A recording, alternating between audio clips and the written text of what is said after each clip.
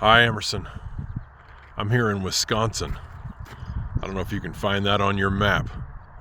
You know, this is beautiful farm country out here.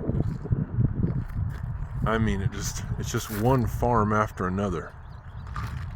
And they're all, I guess, more or less doing the same thing. Here's a typical one of these places. This is kind of an older place. You got back over here, you got the white farmhouse.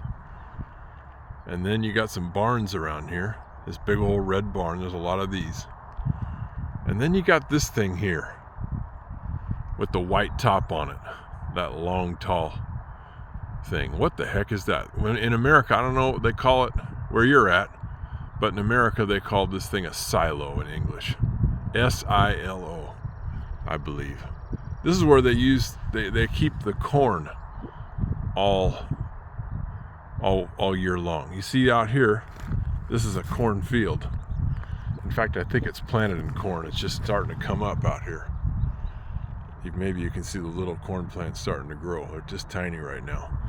But in the fall and the summer when they harvest it, they take all the grain and they put it in that great big thing called a silo, and they keep it in there all winter long. And they just basically have a thing at the bottom they take it out of, and they feed it to the chickens and the hogs and the whatever else they're keeping for the winter. And that great big huge barn there, that's a hay barn.